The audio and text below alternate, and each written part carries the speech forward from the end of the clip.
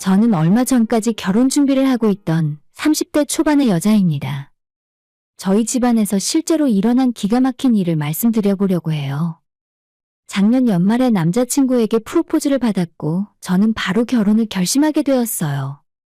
이 남자는 남들이 부러워할 만한 공기업에 다니고 있었고 저와는 친구의 소개로 만나게 되었습니다. 저는 대학 졸업 후에 IT 개발자로 취업해서 2년 동안 일을 했었는데 적성에 도무지 맞질 않더라고요. 제가 생각했던 일과 너무나도 거리가 멀었고 돈보다도 이 일을 계속하다가는 스트레스로 먼저 쓰러질 것 같았어요.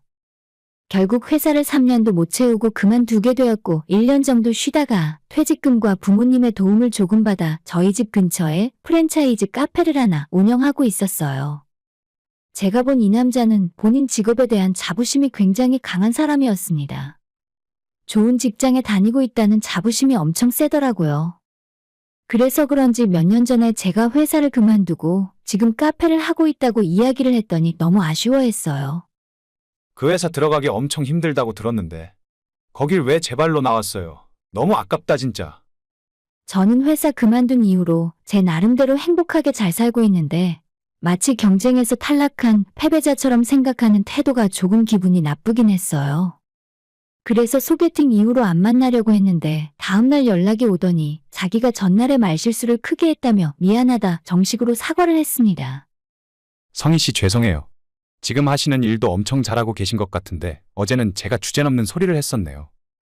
아마도 제가 소개팅 내내 기분이 별로 좋지 않은 걸 눈치채고 수습을 했던 것 같아요. 첫인상은 좀 별로였지만 몇 번 더 만나보고 나니 능력도 있고 매사에 자신감 넘치는 모습이 좋게 느껴졌어요. 그래서 결혼을 전제로 진지하게 만남을 시작하게 되었고 연애 기간 1년 반 만에 프로포즈를 받았어요. 프로포즈를 받고 난 이후 결혼을 준비하기 위해 양가 부모님께 인사를 드리면서 자연스럽게 서로의 집을 많이 오가게 되었어요. 남자친구의 집은 경기도에 지은 지 5년도 안 된 깔끔한 신축 아파트였습니다. 처음 분양을 할 때 청약을 넣어서 당첨되었고 부모님께서 평생 모은 돈과 살고 계시던 집을 처분하여 이사를 오셨다고 했어요. 남자친구는 부모님이 그 집을 분양받고 난 뒤에 얼마가 올랐느니 같은 이야기를 자주 하며 시댁 집안에 대한 자랑이 대단했습니다. 반면에 저희 집은 지은 지 20년도 훨씬 넘은 서울의 18평 작은 아파트였어요. 아버지는 예전에 제조업 공장을 운영하시다가 그 공장 부지 주변이 발전되어 크게 시세 차익을 남기시고 회사를 정리하셨어요. 그 이후로 월세가 나오는 수익형 부동산을 여러 개 가지고 계시고 지금도 부동산을 투자하시는 것을 주업으로 삼고 계십니다. 그렇다 보니 제 부모님은 이사도 자주 다니시고 살고 있는 집에 크게 연연하는 타입이 아니세요. 큰돈을 들여 신축 아파트나 좋은 주택에서 사는 것에 대해 매력을 느끼지 못하시고 가진 돈의 대부분은 상가와 건물로 갖고 계십니다. 지금 살고 있는 그 아파트도 거의 10년 전에 사서 월세를 놓고 계시다가 집도 너무 낡았기 때문에 새로운 세입자 구하기도 힘들고 이제 곧 재개발이 될 것 같다는 이야기가 있어서 그냥 저희 아빠가 그 집을 서울 숙소처럼 이용하시며 지내고 계세요. 원래 제 부모님이 사시는 집은 거기가 아닙니다. 용인의 마당 있는 단독주택에서 벌써 몇 년 전부터 거기에서 살고 계시거든요. 엄마가 강아지를 엄청 사랑하시고 실제로 지금도 4마리나 키우고 있기 때문에 아파트에서 사는 건 좀 힘들어서 마당 있는 집으로 이사하셨어요. 넓고 깔끔한 집인데 경매로 비교적 싸게 나온 걸 아빠가 매입하셨죠. 그 집을 지은 사람이 식구들이랑 살려고 지은 거라 예쁘게 정성 들여 잘 지어놨는데 하던 사업이 쓰러지면서 경매로 나왔다 하더라고요. 아무튼 엄마는 강아지들 때문에 거의 그 집에서 지내시고 아빠는 서울이랑 왔다 갔다 하고 계십니다. 아빠가 작게 운영하는 사무실도 서울에 있고 대부분의 일을 서울에서 하고 계시기 때문에 늦게 끝나는 날엔 서울집에서 주무세요. 그렇다 보니 서울집은 거의 숙소 개념으로 최소한의 살림살이만 갖추고 있습니다. 솔직히 이제는 아빠도 은퇴하시고 엄마랑 같이 편하게 사실 때도 된 것 같은데 요즘에도 경매로 나온 건물이나 땅을 직접 보러 다니시고 대부분을 상가와 건물도 직접 관리하시며 바쁘게 보내십니다. 그래서 저희 아빠는 겉으로만 보면 전혀 돈이 있어 보이지 않아요. 강원도나 지방 험한 방방 곳곳을 다니시기 때문에 10년도 넘은 쌍용차를 타고 다니시고 옷차림도 활동하기 편한 등산복을 주로 입으시다 보니 누가 보면 현장에서 건축업을 하시는 분인 줄 알아요. 실제로 공장을 운영하시면서 각종 중장비나 용접과 전기공사까지 직접 하실 수 있기 때문에 건물에 문제가 생기거나 일이 터질 때마다 아빠가 직접 출동하세요. 그러다 보니 다른 분들이 우리 아빠를 건물주가 아닌 관리인으로 알고 있는 경우도 많더라고요. 그것 때문에 생긴 재미있는 일도 몇 가지 있는데 오늘 이야기와 상관없으니 그냥 넘어갈게요. 아무튼 제 남자친구가 우리 아빠 사는 집에 처음 인사드리러 왔을 때 깜짝 놀라던 얼굴을 기억해요. 5층짜리 낡은 아파트고 엘리베이터도 없는 건물의 4층이라서 계단을 걸어 올라가야만 했거든요. 그리고 현관문을 열고 들어오면 아빠가 예전부터 쓰던 낡은 가구와 가전제품들을 보며 저희 집 경제 상황이 많이 좋지 않을 거라 짐작을 했을 것 같아요. 용인집으로 부를 수도 있었지만 아빠가 일단 서울집으로 먼저 데려오라고 말씀을 하셨거든요. 용인은 멀잖아. 그냥 엄마한테 하루 서울 올라오라 하면 되니까 그 친구 아파트로 데려와. 서울집이 좁고 낡은 데다 제대로 살림이 갖춰지지 않은 곳이라 손님 맞기에는 여러모로 불편한 곳이었어요. 그래도 아빠가 거기로 오라고 말씀을 하셨던 건 뭔가 생각이 다 있으셨겠죠. 저는 굳이 제 주변 사람들에게 우리 아버지가 돈을 잘 번다 못 번다 말을 한 적이 한 번도 없습니다. 친구들한테도 그렇고 예전에 만나던 남자친구들한테도 부모님에 대해서는 말을 해본 적이 없어요. 아마 저뿐만 아니라 대부분의 사람들이 그렇지 않을까요? 부모님 재산이 얼마나 있는지가 내 인생을 크게 좌우한 건 사실이지만 남한테 그걸 알려서 좋을 건 하나도 없잖아요. 저희 아빠는 특히나 자기가 돈이 있는 걸 주변 사람들한테 알려봤자 돈 빌려달라고 하는 놈들만 꼬인다고 하시면서 더욱 주변 사람들을 경계하셨어요. 그래서 남자친구를 집으로 불렀을 때도 말은 가까우니까 서울집에서 보자고 하셨지만 본격적으로 결혼 이야기가 오고 가기 전에 저희 집안 재산을 공개하고 싶지 않은 마음이셨을 것 같아요. 아무튼 그 좁은 18평 아파트 거실에서 엄마가 용인집에서 해오신 음식들을 먹으며 첫 인사하는 자리를 가졌습니다. 제 남자친구는 뭐라 말은 안 했어도 저희 집을 둘러보면서 많이 놀란 눈치였어요. 그날 부모님과의 식사 자리는 큰 사건 없이 마쳤는데 다음날 갑자기 남자친구가 저한테 너가 그동안 고생 많이 했겠다라는 알 수 없는 말을 했어요. 저는 지금까지 살면서 그다지 크게 고생해 본 적은 없다고 생각하거든요. 어렸을 때도 아버지가 제조업 회사를 운영하시며 돈을 잘 벌어 오셨고 제가 중학교 때 회사를 정리한 뒤로 부동산 투자를 하고 건물을 늘리시면서부터는 더욱 돈 걱정을 하면서 살진 않았어요. 집안에서 외동딸이다 보니 제가 하고 싶은 건 다 하게 해주셨고 제 직업이나 학교에 대한 간섭도 거의 없으셨습니다. 솔직히 지금 제가 하고 있는 카페도 제 돈이 상당 부분 들어있지만 부모님이 창업 비용을 많이 도와주셨고 일단 제 가게가 있는 상가 역시 아빠 소유예요. 매달 아빠한테 계약된 금액의 월세를 내고는 있는데 이래저래 그 이상으로 돌려받아요. 하지만 이런 이야기를 굳이 얘기할 필요는 없어서 남자친구의 말에 그다지 고생하며 살진 않았다고 대답하고 말았어요. 그리고 얼마 후에 남자친구네 집에 초대되어 갔을 때는 조금 놀라긴 했습니다.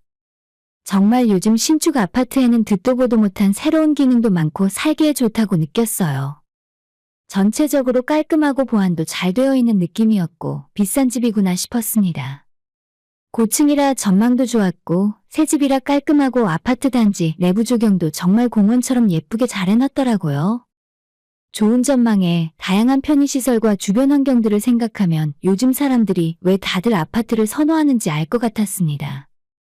하지만 저희 집은 부모님께서 서울에 아파트 살 돈이면 상가를 한두 채 더 사겠다는 입장이셨고 엄마는 마당 있는 집에서 작게 텃밭도 기르고 강아지들과 맘 편히 사는 게 더 좋다고 하시니 아마도 두 분은 평생 이런 아파트에서 사실 일은 없겠구나 싶었어요.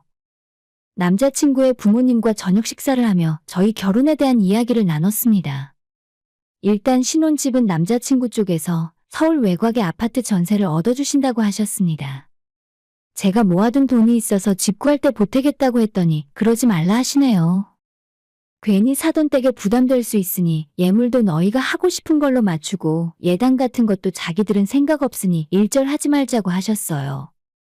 신혼집에 혼수도 비싼 거 할 필요 없으니까 일단 전세 살면서 돈을 모으고 나중에 우리가 집을 사게 되면 그때나 제대로 된 것들을 맞추라고 하셨습니다. 내가 아들한테 이야기는 들었는데 너가 부모님한테 기대기 어려운 상황이라면서? 그럼 그냥 최대한 아껴서 하는 것도 나쁘지 않아. 그 말을 듣고 솔직히 저야 좋았습니다. 제 돈도 아끼고 우리 부모님에게 손 안 벌리고 시집 갈 수 있어서 좋더라고요. 다만 말씀하시는 뉘앙스에서 자꾸 우리 집안 형편을 들먹이니까 조금 기분이 묘하긴 했지만 집도 얻어주고 저는 돈 쓰지 말라고 하시니 굳이 내가 나서서 사실 우리 집안이 여유가 있다고 말할 필요는 없었죠. 부모님에게 시댁에서 이렇게 결혼하자고 하더라 말씀드리니 아빠는 요즘 세상에 큰돈 안 들이고 시집을 잘 간다며 아주 흡족해 하셨고 엄마는 그래도 하나뿐인 딸 시집 보내는데 어떻게 혼수며 예단이며 하나도 안 하고 보낼 수 있겠냐고 말하셨어요. 엄마는 다른 건 몰라도 시집 갈 때 빈손으로 가면 시댁에서 두고두고 무시한다며 적어도 혼수라도 제대로 챙겨가야 한다고 말씀하셨습니다. 그래서 다른 건 거의 다 생략하고 예물도 결혼 반지만 맞출 생각이었지만 혼수는 엄마 말대로 제대로 할 계획이었죠. 저와 남자친구는 결혼 이야기가 오고 간 이후에도 서로 정확하게 얼마나 벌고 있는지 수입을 전부 오픈하진 않았어요. 대충 연봉이 어느 정도 되는구나. 저는 제 나름대로 예상을 하고 있었고 남자친구도 제 카페 매출이 어느 정도 나오는지 대충 생각만 하고 있었을 거예요. 생각보다 카페 위치가 좋은 편이고 유동인구가 많아서 한 달에 이것저것 떼고 나서도 남는 게 1,000만 원 이상은 되었습니다. 물론 아빠 덕분에 가게세가 들지 않아서 이 정도 남는 거지. 주변에 물어보니 이 근처에 이 정도 평수 1층 가게면 월세가 최소 350에서 500만 원 가까이 한다더라고요. 양가 부모님 인사를 드리고 얼마 지나지 않아서 남자친구가 제 한 달 벌이가 얼마나 되는지 물어봤어요. 잠깐 고민하다가 그냥 솔직하게 1,000만 원 정도 벌고 있다 대답을 했습니다. 아니, 매출 말고 너가 실제로 남겨서 가져가는 게 얼만지 그걸 얘기해야지. 저는 월세가 나가는 게 없어서 진짜로 재료값이랑 전기세, 세금 기타 잡비 빼고 나면 전부 제 순수익이에요. 어차피 일주일에 5일 이상 직접 출근해서 일을 하고 있고 저는 솔직히 말해서 많이 번다고 생각하진 않고 있어요. 자영업 하시는 분들은 아시겠지만 쉬어도 쉬는 게 아니고 언제든지 무슨 일이 터지면 바로 달려나가야 하잖아요. 근데 남자친구는 제가 본인 생각보다 많이 번다고 생각했는지 끝까지 인정하려고 하지 않고 저를 수익도 얼만지 계산할 줄 모르는 바보 취급을 했습니다. 괜히 나한테까지 거짓말 할 필요 없어. 우리가 앞으로 결혼해서 살다 보면 어차피 알게 되는 거잖아. 혹시 집안 기우는 것 때문에 자격지심 생겨서 그래? 지금까지 다른 이야기는 다 그냥 넘어갈 수 있었는데 갑자기 자격지심이라는 소리를 들으니까 이게 뭔가 싶었어요. 그래서 그런 거 아니라고. 사실은 가게 건물주가 우리 아빠라서 월세를 안 내도 되는 거나 마찬가지라 매출에 비해 많이 벌긴 한다고 대답했습니다. 뭐? 너희 아빠가 건물주라고? 그 8층짜리 큰 건물이 아버님 거야? 말도 안 되는 소리를 하고 있어. 말이 조금 이상하긴 한데 그 건물 전체가 아니라 제 가게가 있는 그 상가 한 동이 저희 아빠 것이라는 거였어요. 그래서 부랴부랴 다시 남자친구에게 사실대로 설명을 하고 있었는데 괜히 저보고 수습도 못할 거짓말을 자꾸 하지 말라더군요. 너 지금 괜히 찔리니까 자꾸 이상한 소리를 하는 거잖아. 진짜 왜 그래? 부모님이 가난한 건 너가 부끄러운 게 아니야. 진짜 부끄러워야 할 사람들은 열심히 살지 않은 너희 부모님이지. 정신이 없는 와중에 이건 또 무슨 신기한 개소리인가 싶었습니다. 우리 부모님 열심히 사셨고 너한테 그런 소리 들을 뿐 아니라고 다시 이야기했는데 젊은 시절에 열심히 살았으면 지금 그 모양 그 꼴로 살 수가 없다고 하네요. 물론 저희 집안 재산에 대해서 남자친구에게 숨겨왔던 건 사실이에요. 그런데 그렇다고 해서 말을 이렇게 할 이유는 없잖아요. 만에 하나 진짜로 우리 부모님이 재산도 없이 가난하게 사신다고 한들 그게 열심히 살지 않았다는 소리는 아니라고 생각해요. 집안마다 다들 각자의 사정이 있는 법이고 누군가는 운이 좋아서 노력에 비해 큰돈을 벌게 된 사람도 아니면 반대로 운이 없어서 열심히 살았지만 재물과는 거리가 먼 사람도 있잖아요. 너 지금 그게 무슨 소리야? 우리 부모님이 너한테 그런 소리 들을 사람 아니거든? 왜 사람 말을 못 믿고 너 맘대로 거짓말쟁이 취급해? 이 사람과 만나고 나서 처음으로 크게 싸웠어요. 제가 화를 내니까 자기가 말을 너무 심하게 한 것 같다며 사과했지만 끝까지 제가 하는 말을 믿지는 않더라고요. 무엇보다 저희 부모님에 대해 그런 식으로 생각하고 있었다는 것이 가장 큰 충격이었습니다. 저도 언제까지 숨길 생각은 아니었고 때가 되면 전부 이야기를 해주려고 했어요. 근데 이제 와서 보니 결혼 전에 미리 부모님 재산에 대해 이야기를 안 하길 정말 잘했다 싶었습니다. 이게 이 사람의 본성이구나. 돈이 조금 없어 보인다고 해서 사람을 너무 무시하는구나. 전부 한 번에 파악할 수 있었습니다. 그렇게 싸우고 나니 한순간에 결혼할 마음이 싹 가시더라고요. 억울한 건 그냥 못 넘어가는 성격이라서 다음날 저희 가게 임대계약서를 사진 찍어 남자친구에게 보냈고 이런 거 하나 못 믿고 거짓말쟁이 취급하는 너랑 결혼 못하겠다고 이야기했어요. 그러자 남자친구도 어처구니 없다는 듯 너 지금 실수하는 거야. 너가 어디 가서 나 같은 남자 만날 수 있을 것 같아? 정년 보장되는 직업에 전셋집 얻어주는 시부모가 어디 흔한 줄 알아? 솔직히 그 이야기 듣고 속으로 웃기더라고요. 저도 할 말은 많았지만 똑같은 수준의 인간이 되기 싫어서 그냥 참았어요.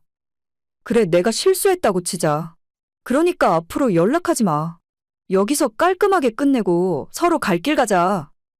헤어지자는 제 말에 남자친구는 끝까지 저보고 그냥 회사나 다닐 것이지 자영업을 하니까 생각이 그 수준밖에 안 된다며 악담을 늘어놓았습니다.